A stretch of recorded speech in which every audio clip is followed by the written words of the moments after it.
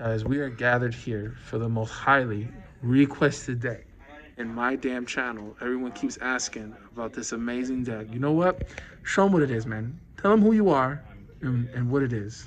Hey, my name is Jose. I play here at House Rules. Apparently, this deck was really good to a lot of people's eyes. I enjoy the deck. I just like building random stuff that works. So let's get a little bit started with the deck profile. Yes, what you guys been wanting? sir. So first off, we have the Son Goku Zeno leader. Damn. So I'll kind of go over all the effects. So auto, when he attacks, you pretty much have to burst 3. When you burst 3, you can pretty much get 1 card from your life, and then also draw 1 card. Now for his awaken, right, if you have 4 or less life, you can draw 1 and flip and untap 1 energy. Now for his awaken side, he has double strike instantaneously, which makes him really good. He also has his permanent ability that he gets plus 5,000 for every 8 black battle cards in the warp. So he can get pretty big if the game tends to go on farther. Now you have his active main, which is probably one of the better things, which you can actually grab up to 4 black battle cards without the need to attack and put them from the warp to your drop area, and you can draw 1 card. So the beauty of it is you don't really have to attack to actually get that draw, which kind of helps him be a little bit more, what would be the key word? He doesn't have to be aggressive when he doesn't need to. Yeah, of course. So let's get a little bit more on the deck itself. Let's see this. So I'm a guy who kind of likes to think a little bit about all the different things that could happen. So first off, we'll start off with the Supreme Kai of Time. So I always called it the Jose Tech for fun. I always enjoy getting value of every card. So first of all, her effect is when she comes into play, you draw a card, so she pretty much replaces herself. Second beauty of her is that she's a blocker, so it allows you to, actually those double strikes, those triple strikes or whatnot. It allows you to survive more, especially against the blue Vegeta. They hate this card. Yeah. They're just like swing, block. Yeah, I guess you're not ramping that turn, so that's fun. Slows it down.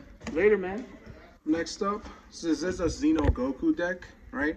So I will be playing a lot of Xeno Gokus.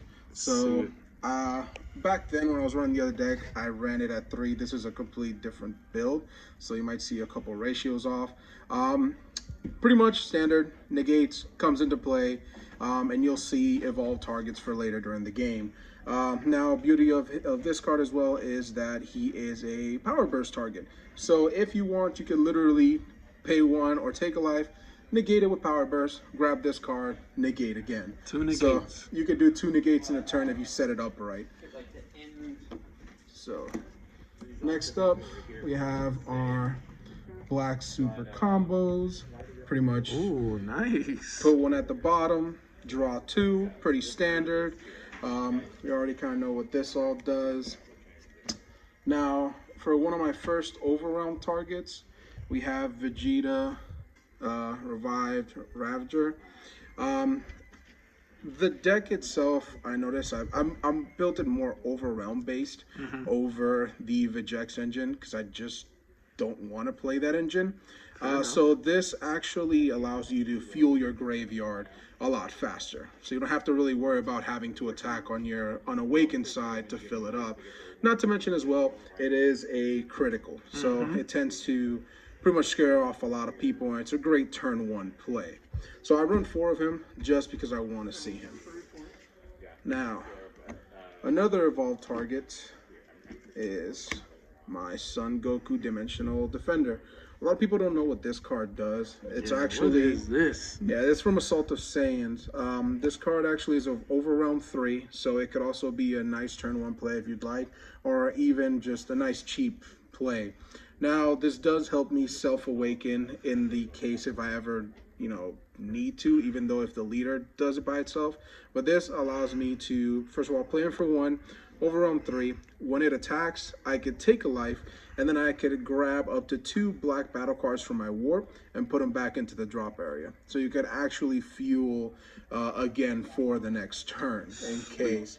So if you do him and then next turn you do leader, you'll technically end up on around 5, and if you combo, you can do 6. So All right. That's good. now this is a new addition, and I'll kind of explain. I'm running this one. So one of the things that this deck really suffers, because of course I made it overwhelm based, is I don't establish a board, right? So I'm giving this a little run and see how it kind of works. So these are new cards from the draft box 6. Okay. So this Trunks actually is an overwhelm 4 by paying 2. When he comes into play by overwhelm, you actually can play a turn 3 vanilla card from your deck or warp. So I was thinking, okay, to put some more board pressure, I'll run the Son Goku itself. So the Goku itself is a 30k beat stick. Not to mention as well, as we'll get a little bit later into the deck profile, he will also be an evolved target as well. So when it comes to that, yeah, that's why I'm giving a little test run. I had something completely different last time I had the deck. Yeah, in the video. Yeah. In the video, so I'll let you know how this runs. I'm always changing it up, so expect a lot of like tweaks here and there. Yeah. Now, draw engine wise, come on, we always got to run this Boo. This Boo itself accelerates the deck so much. With just any black deck in general, you see him in your hand, you combo it, you mill it, it's an instant pay 1 to draw 2, and since the leader itself just tends to recuperate 4 black battle cards, you technically can draw a lot in this deck every turn. Recycle it, yeah. You can just recycle him every single turn, and then you'll draw 1 from him, and then at the end of the turn you'll get 2 more. So you could this deck you could easily deck out if you're not aware of what's going on. Yeah, definitely. Now, here are a couple of evolved targets. Here comes the street heat, folks. Street heat. So we're playing the Saiyan Transcendence. So, like I said, I was making this deck more based off of Xeno Goku entirely. So this actually allows me to refill my graveyard for whatever I want every turn.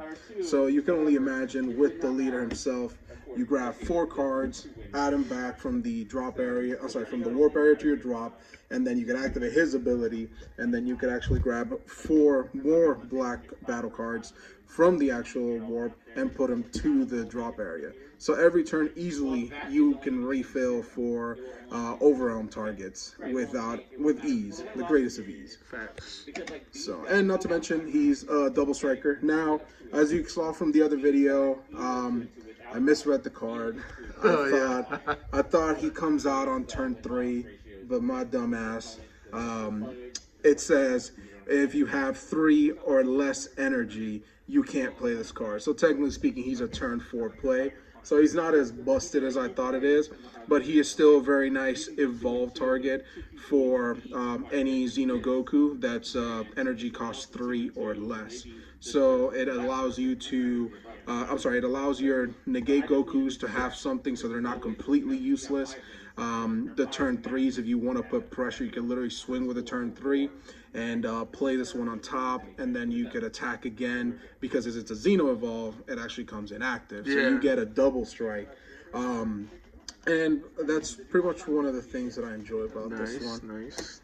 Now, one of the main finishers of the deck itself is Show them the Goku. So this Super Saiyan 4 Xeno Goku is a killer, or a main killer of the deck. He, earliest of course you can get him is on turn 5, because they made him a 5 Xeno evolve. So what this card does is when he comes into play, you pretty much choose one of your opponent's battle cards, ignoring barrier, and you pretty much send it to the warp. And when you do this, this card tends to gain triple attack. So, like I said, normally he is the main finisher, because on turn 5, you're normally trying to kill them. So you're tapping out.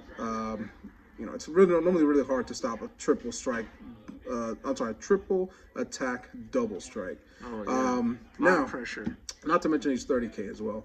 Now, another thing as well is, and then this doesn't really come up often because normally games don't really last that long. He also has the ability of like that old school Whis where you can pitch a card from your hand and you can actually negate an attack for, and then obviously it's negated for the turn. But you know you can kind of get a little defensive option off of him. So Nice. he, like I said, he is the main finisher. Now we're gonna start with a little bit with some overrealm targets. All right. I only run 2 of these. This is a great card. It's an amazing card. So we already know overrealm 6 for free, and you pretty much can eliminate anything from 6 to lower. Great for all these blue matchups of a Booney, which, by the way, blue is possibly the worst matchup for this deck. Yeah. Just mainly because Trunks is an ass. So you will try to overwhelm and he'll just bounce it, and you know your turn's not 100% over, but Yeah. you know you lost that board presence or the ability to do whatever you needed to do. But he is there for any type of wide board makings. Okay, and 25 beater, of course. Nice. He's really good. Another overwhelm target, as well as an evolved target, is this Goku. So I'm 50-50 with this Goku. I've been debating about him and the old school Trunks, the Xeno Trunks, that you pay 2 and lets you grab any card from the warp. I used to run him, but this card as well sets up earlier turn 5 play.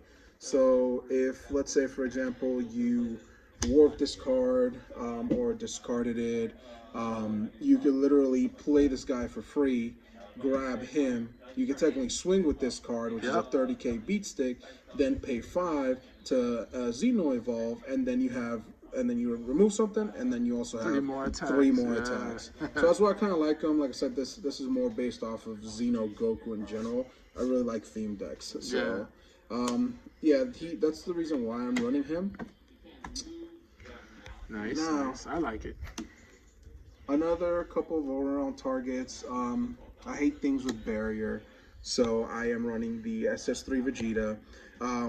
I rarely play this card unless I see a very big threat or something that has barrier that I need to get rid of.